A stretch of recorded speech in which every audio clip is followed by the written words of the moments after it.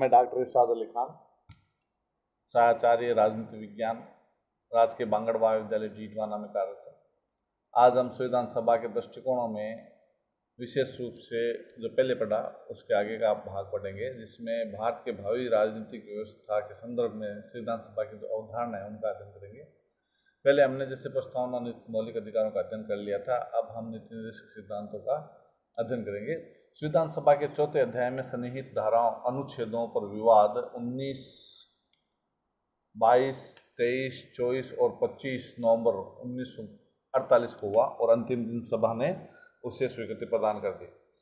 सर्वप्रथम बहस अध्याय के शीर्षक पर हुई थी। काजी सैयद करीमुद्दीन ने इस आशय का एक संशोधन प्रस्तुत किया कि शीर्षक में से निर्देशक शब्द हटा दिया जाए और उसके स्थान पर मौलिक शब्द यानी फंडामेंटल शब्द का प्रयोग किया जाए। इस आशय का एक संशोधन एच.वी. कामत ने प्रस्तुत किया। इन लोगों का कहना था कि इन सिद्धांतों का कार्यान्वयन राज्य के लिए अनिवार्य होना चाहिए, अन्यथा इनको संविधान में स्थान देने का कोई प्रयोजन नहीं हो सकता। डॉक्टर अम्बेडकर ने इस संशोधन का विरोध करते हुए 2 तर्क प्रस्तुत किए। जैसे प्रथम, इन सिद्धांतों को मौलिक सिद्धांतों के रूप में 1929वीं धारा अनुच्छेद के द्वारा मान्यता प्रदान की गई है, इसलिए शीर्षक में मौलिक शब्द का प्रयोग अनावश्यक है। द्वितीय, इन सिद्धांतों का प्रयोजन यथार्थ में आने वाली व्यवस्थापिकाओं कार्यपालिकाओं को इस संबंध में निर्देशन देना है कि उन्हें अपनी शक्तियों का प्रयोग किस प्रकार करना चाहिए। यदि निर्देशक शब्द को हटा दिया गया तो इस अध्याय की रचना का उद्देश्य ही विफल हो जाएगा। डॉक्टर अम्बेडकर के भाषण के उपरांत सभा ने समस्त संशोधनों को अस्वीकार कर दिया, परंतु कुछ सदस्य ऐसे थे जो डॉक्टर अम्बेडकर के तर्कों से संतुष्ट थे। वे इन सिद्धांतों का प्रभावशाली बनाना चाहते थे। उन्हें अपने मत को व्यक्त करने का अवसर उस समय प्राप्त हो गया जबकि सदन के सम्मुख 29वीं अनुच्छेद विचारार्थ प्रस्तुत की गई। इस अवसर पर प्रोफेसर के.टी. शाह ने एक संशोधन प्रस्तावित किया, जिसमें एक आ गया कि 29वीं अनुच्छेद के स्थान पर निम्न अनुच्छेद को स्थान दिया जाए। राज्य को अपने नागरिकों के प्रति कर्तव्य होगा कि वह इस आशय में निहित प्राविधानों की क्रियान्विति को अपना कर्तव्य माने। इन अधिकारों को क्रियान्वयन उस अधिकारी के द्वारा होगा, उस प्रकार होगा जो कानून के अनुसार उस समय इस काम को संचालित करने का अधिकार होगा। राज्य का यह कर्तव्य होगा कि वह इन सिद्धांतों को लागू करने के लिए आवश्यक कानून बनाए। यानी इस संबंध में और भी जैसे 30वीं अनुच्छेद का भी इसमें किया गया है, पर इसमें डॉक्टर के हनुमंतैया ने अनुच्छेद की अस्पष्टता की प्रशंसा की और कहा कि इसका शब्द रचना अत्यधिक बुद्धिमत्तापूर्ण है। यदि कम्युनिस्ट पार्टी भी सत्तारूढ़ हो जाए तो 30वीं और 31वीं अनुच्छेद के अंतर्गत अपने कार्यक्रम को लागू कर सकेगी। यानी प्रोफेसर के.टी. शाह ने 31वें अनुच्छेद के ऊपर भी विचार व्यक्त किया और नागरिकों को एक पर्याप्त जीवन स्तर को प्राप्त करने का अधिकार होना चाहिए। देश के प्राकृतिक संसाधनों पर समाज का स्वामित्व होना चाहिए। देश में एकाधिकार पूंजी के विकास को रोकने का प्रयत्न किए जाने चाहिए। यानी 34वीं जो अनुच्छेद पर विचार करते समय महावीर त्यागी ने मांग की कि राज्य को स्वदेशी वस्तुओं को प्रोत्साहन देना चाहिए और कुटीर उद्योग धंधों को विकसित करने का प्रयत्न करना चाहिए। यानी इस संबंध में ड्राफ्टिंग कमेटी के अध्यक्ष ने स्वीकार किया कि उसे 34वीं अनुच्छेद के एक भाग के रूप में मान्यता दी गई है। यानी हम कह सकते हैं कि इस संबंध में डॉक्टर अम्बेडकर ने यह भी प्रस्ताव रखा कि संविधान को 3 वर्ष के भीतर, यानी कि संविधान की क्रियान्विति के 3 वर्ष के भीतर कार्यपालिका न्यायपालिका के बीच पृथक्करण कर दिया जाएगा। 3 वर्ष की यह समय सीमा पसंद नहीं थी। इस संबंध में टी.टी. कृष्णाचारी ने यह मत व्यक्त किया कि पृथक्करण के विचार की अभिव्यक्ति मात्र ही पर्याप्त है। जहाँ तक इस प्रकार का प्रश्न वह न्यायपालिका और कार्यपालिका कार्य को पृथक्करण के पूरी तौर से पक्ष में है। यानी ये कह सकते हैं कि अलग अलग नहीं हो सकते। चौथे जो अध्याय है उसमें प्रावधानों के प्रारूप में संविधानकारों ने जो परिवर्तन किए उनमें 2 विशेष रूप से उल्लेखनीय हैं। प्रारूप में कहा गया था कि प्रत्येक भारतीय नागरिक का अधिकार है कि उसे प्राथमिक शिक्षा मुफ्त हो। संविधानकारों ने इस व्यवस्था को बदल दिया और उसके स्थान पर लिखा कि राज्य इस दिशा में प्रयास करेगा। द्वितीय, अंतर्राष्ट्रीय शांति और सुरक्षा की अभिवृद्धि में संबद्ध प्राविधानों में एक नवीन उपधारा यानी अनुच्छेद जोड़ी गई, जिसमें इस बात पर बल दिया गया कि अंतर्राष्ट्रीय विवादों का निराकरण करने के लिए पंच फैसले का सहारा लिया जाए। वस्तुतः इससे नवीन गणराज्य की शांतिपूर्ण विदेश नीति की अभिव्यक्ति हो सकती है। यानी ये कह सकते हैं कि इन तत्वों के जैसे कि जो किया गया उनमें सामाजिक आर्थिक अधिकारों को मान्यता प्रदान की गई। उसी प्रकार समाजवादी आदर्शों में अपना आस्था व्यक्त की। संविधान के प्रारूप में गांधीवादी आदर्शों को कोई स्थान नहीं दिया गया था। संविधान के निर्माताओं ने ग्राम पंचायत, कुटीर उद्योग, धंधों, नशाबंदी तथा कृषि एवं पशुपालन को प्रोत्साहन की व्यवस्था करके इससे कमी को पूरा किया। सभा के समाजवादी सदस्य चाहते थे कि प्राविधानों को वाद योग्य बनाया जाए अथवा इन आदर्शोों को क्रियान्वित करने में राज्य की भूमिका को अधिक स्वीकारात्मक बनाया जाए, परंतु इस दृष्टिकोण को स्वीकार नहीं किया गया। यथार्थ में संविधान सभा के अधिकांश सदस्यों का दृष्टिकोण उदारवादी था। उनकी विशेष व्यवस्था यह थी कि वे इस तथ्य से अवगत थे कि देश में समाजवादी आदर्शों की लोकप्रियता निरंतर बढ़ रही थी, अतः उनकी उपेक्षा संभव नहीं थी। फलतः संविधान के 4थे अध्याय को उदारवादी मसौदे में समाजवादी आदर्शों को कुछ छूट दी गई। इन सिद्धांतों को संविधान में स्थान देकर समाजवाद के स्थान पर क्रिया की गई। उन्हें अवाद योग्य बनाकर संविधान निर्माताओं ने यह प्रदर्शित कर दिया कि उन्होंने अपनी उदारवादी आस्थाओं की परित्याग नहीं किया है। यानी इस संबंध में कह सकते हैं कि टी कृष्णाचार्य आदि विचारों ने समय सीमा की कोई आवश्यकता नहीं, पठक्रम के विचार की अभिव्यक्ति मात्र है, यानी अलग अलग थे। अब हम आगे जो अध्ययन करेंगे इसमें संघीय कार्यपालिका में विशेष रूप से राष्ट्रपति का जो महत्वपूर्ण भूमिका है। यानी संविधान सभा के समक्ष एक बड़ी समस्या ये थी कि देश के जिस कार्यपालिका की स्थापना की जाए उसका स्वरूप और प्रकट क्या हो। BN राव ने लिखा कि कार्यपालिका एक प्रकार का चुनाव नवीन संविधान की रचना में सबसे अधिक महत्वपूर्ण था। जो 1947 को संविधान सभा के संवैधानिक परामर्शदाता ने केंद्रीय प्रांतीय विधानमंडलों के सभी सदस्यों के पास एक प्रश्नावली भेजी थी, जिसमें यानी 17 मार्च 1949 को संवैधानिक परामर्शदाताओं ने केंद्रीय प्रांतीय विधानमंडलों के सभी सदस्यों के पास एक प्रश्नावली भेजी थी, जिसमें 3 प्रकार के उत्तरदायी कार्यपालिकाओं को उल्लेख था, जिस प्रकार से जैसे स्विस प्रकार की कार्यपालिका, अमेरिका प्रकार की कार्यपालिका, ब्रिटिश प्रकार की कार्यपालिका। संविधान सभा के सदस्यों में इस प्रश्न पर मत नहीं था, यानी एकता नहीं थी। सदन के गैर कांग्रेसी मुस्लिम सदस्य, विशेषतः मुस्लिम लीग के सदस्य स्विस प्रकार की कार्यपालिका चाहते थे, परंतु कुछ सदस्य ऐसा भी चाहते थे कि जिन्हें अमेरिका प्रकार की कार्यपालिका पसंद थी। इन सदस्यों का कहना था कि भारत को एक शक्तिशाली केंद्रीय सरकार की आवश्यकता है और यह केवल अध्यक्षात्मक कार्यपालिका के अंतर्गत ही संभव है। इन सदस्यों का एक दूसरा तर्क यह था कि स्वतंत्र भारत को एक नवीन प्रकार की कार्यपालिका से अपनी जीवन यात्रा आरंभ करनी चाहिए और उसे दासता की समुची परंपराओं से अपना संबंध विच्छेद कर लेना चाहिए। किंतु संविधान सभा के अधिकांश सदस्य संसदीय कार्यपालिका पक्ष में थे। इस निर्णय तक पहुंचने में जिन कारणों ने सबसे अधिक महत्वपूर्ण भूमिका अदा की, उसका संबंध उस अनुभव से था जिसे देश ने ब्रिटिश काल में के संवैधानिक विकास के दौरान प्राप्त किया था। इस संदर्भ में नेहरू जी का यह कथन उल्लेखनीय है, हम उसकी प्रतिकूल दिशा में नहीं जा सकते। किसी की स्थायी सरकार की वांछनीयता में संदेह नहीं था। इस स्थायित्व के लिए वे कार्यपालिका विधान मंडल के बीच अच्छे संबंधों की आवश्यकता समझते थे। AK अय्यर इस मत से व्यक्त किया कि आधुनिक राजनीतिक ढांचे का उद्देश्य कार्यपालिका व्यवस्था के बीच संघर्ष को रोकना तथा प्रशासनिक पद्धति के विभिन्न भागों के बीच एकता को प्रोत्साहन देना है। इसके अतिरिक्त यह महसूस किया गया कि स्थायित्व और उत्तरदायित्व के बीच समन्वय स्थापित करना अधिक अच्छा होगा। इस संबंध में डॉक्टर अम्बेडकर का कहना था कि हमें एक निश्चित अवधि के बाद सरकार के उत्तरदायित्व का मूल्यांकन करने की पद्धति की तुलना में पद्धति अधिक पसंद है, जिसमें उत्तरदायी और दैनिक मूल्यांकन होता है। यानी ये जो था उसमें डॉक्टर अम्बेडकर ने प्रारूप को संविधान सभा में सम्मुख प्रस्तुत करते हुए कहा कि संविधान के मसौदे में भारतीय संघ के अध्यक्ष के रूप में एक अधिकारी की व्यवस्था है, जिसे संघ के राष्ट्रपति की संज्ञा प्रदान की गई है। इस अधिकारी के नाम से संयुक्त राज्य अमेरिका के राष्ट्रपति का स्मरण होता है, परंतु इन दोनों के नाम के साम्य के अतिरिक्त और कोई दूसरा साम्य नहीं है। यानी संविधान का अध्यक्ष जो संविधान के प्रारूप में राष्ट्रपति की स्थिति वह है जो ब्रिटिश संविधान में राजा की है, और वह राज्य का अध्यक्ष कार्यपालिका का नहीं। वह राष्ट्र का प्रतिनिधित्व करता है, परंतु राष्ट्र का शासन नहीं करता है। प्रशासन में उसका स्थान औपचारिक है, जिसकी मोहर से राष्ट्र के निर्णय की जानकारी होती है। डॉक्टर राजेंद्र प्रसाद ने भी इस संबंध में कहा कि भारत का राष्ट्रपति संवैधानिक अध्यक्ष है। मंत्रिपरिषद और राष्ट्रपति के बीच संबंधों की चर्चा करते हुए उन्होंने कहा कि इंग्लैंड में जिस अभिसमय के अधीन राजा हमेशा अपने मंत्रियों के परामर्श से काम करता है, उस अभिसमय की भारत की स्थापना हो जाएगी और राष्ट्रपति यानी कि संवैधानिक राष्ट्रपति बनेगा।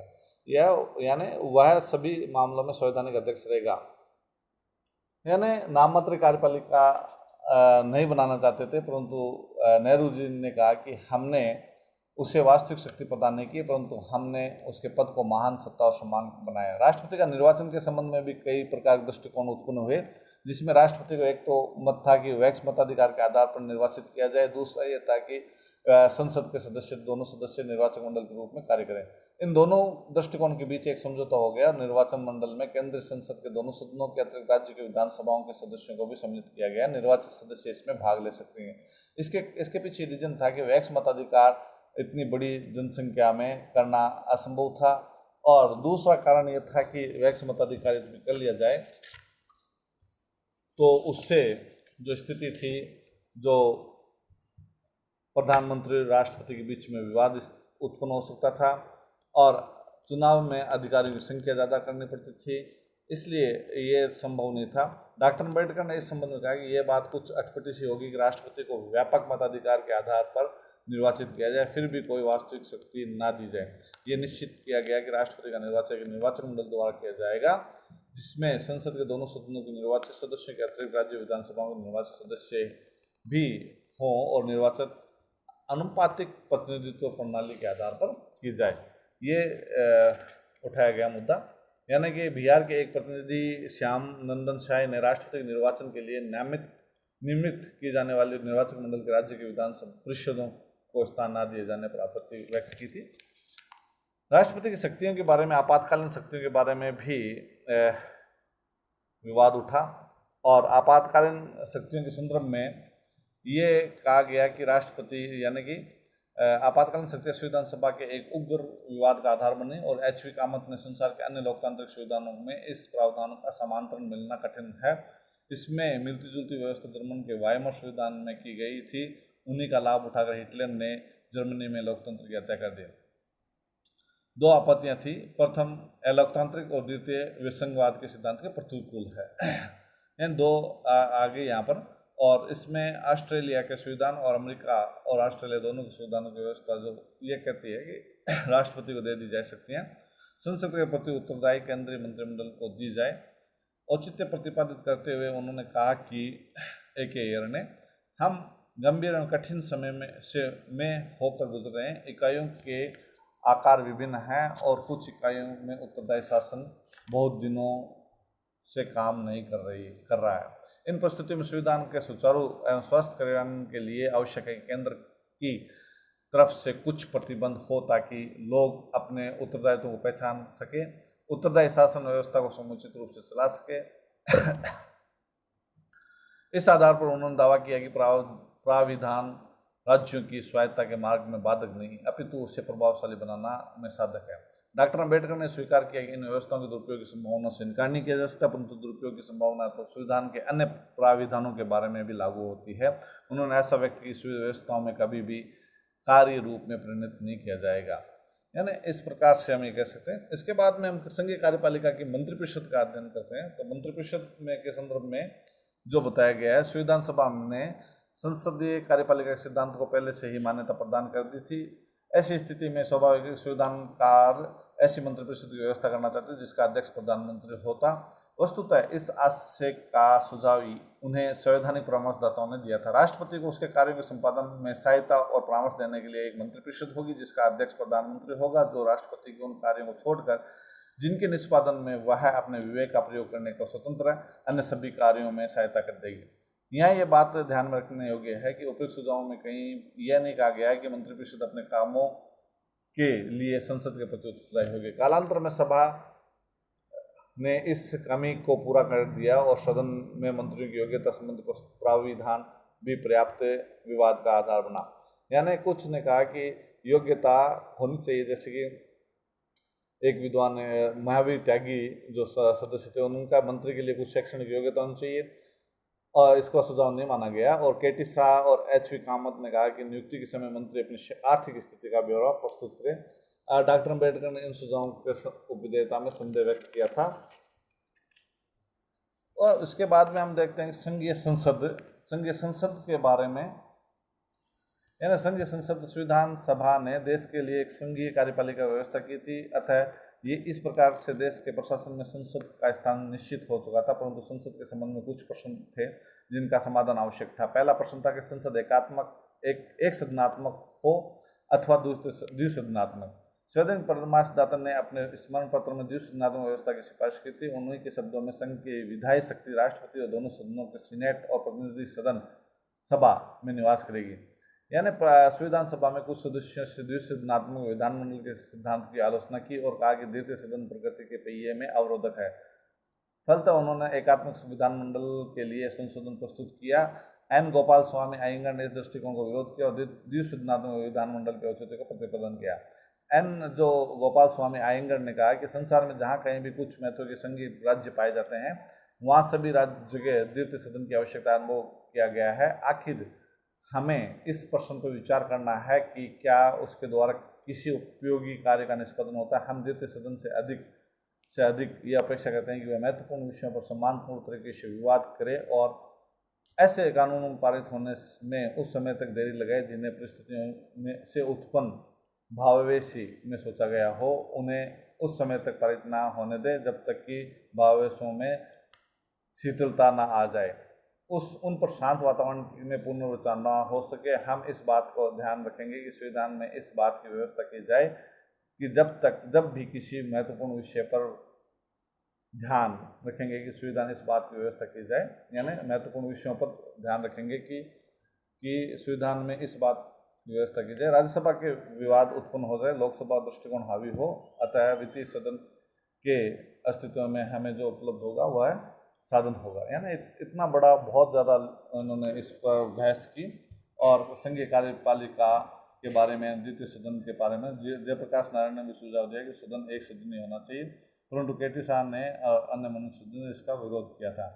इसके बाद में हम ये पढ़ते हैं कि संघीय न्यायपालिका का जो है हम अध्ययन करते हैं। तो संघीय न्यायपालिका के बारे में जैसे 1935 के संविधान में प्रस्तावित भारतीय संघ के लिए समन्वित न्यायपालिका की व्यवस्था की गई थी।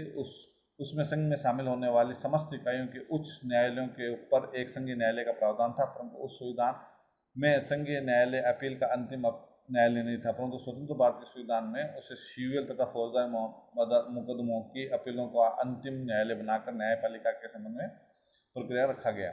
यानी डॉक्टर अम्बेडकर ने कहा कि यद्यपि भारत में दोहरी राजनीतिक व्यवस्था है तथापि उसमें दोहरी न्यायपालिका बिल्कुल नहीं है। उस न्यायालय और उच्चतम न्यायालय मिलकर एक सर्वोच्च न्यायालय की रचना करते हैं और उसका कार्य क्षेत्र संवैधानिक कानून, असैनिक कानून और फौजदारी कानून से संबंध की सभी मुकदमों पर लागू होता है और उसमें सभी प्रकार के मुकदमों में उपचार प्रदान करने की क्षमता होती है। यानी कि संघीय न्यायालय के बारे में ये था कि प्रोफेसर केटी शाह ने संविधान सभा में आशय रखा कि संशोधन रखा न्यायपालिका व्यवस्थापिका कार्यपालिका से पूर्णतः पृथक और स्वतंत्र रखा जाए।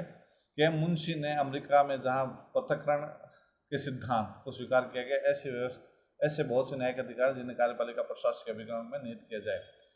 डॉक्टर अम्बेडकर ने कहा कि हम राज्य के भीतर राज्य की रचना नहीं करना चाहते, परंतु उसके साथ ही हम ये चाहते हैं कि न्यायपालिका को पर्याप्त स्वतंत्रता प्रदान की जाए जिससे वह कार्यपालिका के भय और पक्षपात के बिना कार्य कर सके। यानी इस प्रकार से केटी शाह ने भी एक बार कहा था उच्च न्यायालय और सर्वोच्च न्यायालय के न्यायाधीशों को किसी भी स्थिति में किसी प्रकार के किसी कार्यपालिका पद पर नियुक्त न किया जाए। डॉक्टर अम्बेडकर ने अपने उत्तर में सेवारत न्यायाधीशों की नियुक्ति का समर्थन किया क्योंकि बहुत से ऐसे मामले होते हैं जिनमें विशिष्ट प्रकार की न्यायिक क्षमता से संपन्न व्यक्ति की नियुक्ति बहुत आवश्यक है।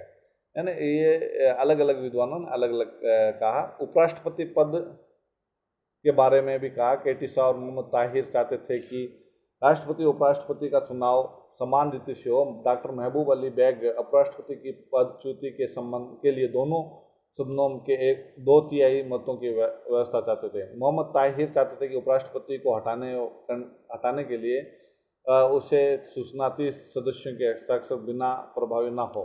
वैक्स मताधिकार के बारे में भी विवाद हुआ। इसमें क्या वैक्स मताधिकार जिसके फलस्वरूप निर्वाचकों की संख्या 3,50,00,000 से बढ़कर 17 करोड़ हो जाने वाली थी, लागू किया जाए। मौलाना आज़ाद ने कहा कि इस कदम को 15 वर्ष के लिए स्थगित कर दिया जाए। डॉक्टर राजेंद्र प्रसाद जवाहरलाल नेहरू ने कहा कि वैक्स मताधिकार कांग्रेस द्वारा दिया गया एक वचन है जिसे तोड़ा नहीं जा सकता, इसलिए उसको जल्दी से जल्दी लागू किया जाना चाहिए। यह प्रस्ताव का तलनाद के साथ पास हुआ। जम्मू कश्मीर के संदर्भ में भी नेहरू इस पक्ष में थे कि जम्मू कश्मीर राज्य के साथ विशेष उपबंध के बारे में एक अनुच्छेद संविधान में शामिल किया जाए, जिसका अंतर्निहित अर्थ यह था कि भारतीय संघ का अंग होने के बावजूद उस राज्य को अपना अलग विधान बनाने का अधिकार हो। पटेल चाहते थे कि कश्मीर राज्य को भारतीय संघ में विशेष स्थिति प्रदान न की जाए। मंत्रिमंडल इस प्रश्न पर विभक्त था। संविधान सभा में मतों की प्रवृत्ति पटेल के पक्ष में थी, लेकिन जब यह प्रश्न असेंबली के सामने प्रस्तुत हुआ तो सरकार की एकता के हित में पटेल ने अपना दृष्टिकोण वापस ले लिया। अल्पसंख्यक सुरक्षा के संदर्भ में भी विवाद उठा और इस संबंध में सबसे नाजुक मामला अल्पसंख्यक सुरक्षा से संबंधित था। आज़ाद चाहते थे कि सामान्य चुनाव क्षेत्रों के होते हुए भी मुसलमानों और अल्पसंख्यकों के लिए सीट आरक्षित की जाए। पटेल इस प्रकार के आरक्षण के विरुद्ध थे। इस समस्या के समाधान में दो महिलाओं ने महत्वपूर्ण भूमिका अदा की। भारतीय ईसाइयों की ओर से बात करते हुए राजकुमारी अमृत कौर ने कहा कि धर्म और जाति के आधार पर आरक्षण या अन्य रियायतें प्रदान करने में से भारतीय संघ की एकता खंडित होती है। यानी पटेल ने लखनऊ की बेगम एजाज रसूल से मुसलमानों के पक्ष में प्रस्तुत करने को कहा, तो बेगम ने कहा कि जो मुसलमान भारत में रह गए वे भारत राष्ट्र का अभिन्न अंग है और इसलिए उन्हें विशेष सुरक्षा की आवश्यकता नहीं है। पटेल ने तुरंत ये बात पकड़ ली। उन्होंने कहा कि मुसलमान सर्वसम्मति संयुक्त चुनाव क्षेत्र के पक्ष में है और बैठक समाप्त कर दी गई।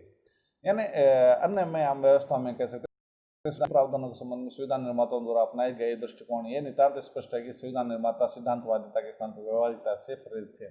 संविधान निर्माण के प्रत्येक पहलू पर विभिन्न मत और दृष्टिकोण प्रकट किए गए। वाद विवाद में विभिन्न प्रवृत्तियां सामने आई। संविधान सभा में अधिकांश निर्णय यथासंभव सामान्य राय से लिए जाने की कोशिश की गई। रजनी कोठारी लिखते हैं कि इस दृष्टिकोण से पता चलता है कि नए राष्ट्र के संस्थाओं का ढांचा तैयार करते समय किसी प्रकार निर्णय लिए गए। यह संविधान भारत के भविष्य की आधारशिला के समान था। इसकी रचना में नेताओं ने पुराने और नए विचारों में अधिक से अधिक सामंजस्य लाने का प्रयत्न किया। संविधान जिस रूप में तैयार किया गया वह एक राजनीतिक दस्तावेज था। यद्यपि इसमें समाजवादी व्यवस्था कायम करने का दावा नहीं किया गया, परंतु सामान्य व्यक्ति मताधिकार, नागरिकों के लिए राजनीतिक अधिकारों की गारंटी, विभाजित देश की एकता को मजबूत रखने की व्यवस्था आवश्यक की गई। संघीय ढांचे में मजबूत केंद्रीय प्रशासन, मौलिक अधिकार, नीति निर्देशक तत्व, मजबूत केंद्रीय नौकरशाही सहित व्यक्ति मताधिकार एवं निर्वाचन पर आधारित संसदीय प्रणाली एवं न्यायिक पुनरीक्षा आदि बातों की व्यवस्था संविधान में की गई। एक ऐसे पंथ निरपेक्ष राज्य की व्यवस्था की गई जिसमें भाषा, धार्मिक अल्पसंख्यकों को संरक्षण प्रदान किया गया। अनुसूचित जाति एवं जनजाति के लोगों की उन्नति के लिए विशेष प्रावधान किया गया। संविधान में संसद को ऐसे सामान्य संवैधानिक कानून पारित करने की भी शक्तियां दी गई जिनके द्वारा संस्थागत और रचनात्मक, सामाजिक, आर्थिक परिवर्तन संभव हो सके। यानी आज हम इतना ही अध्ययन करेंगे।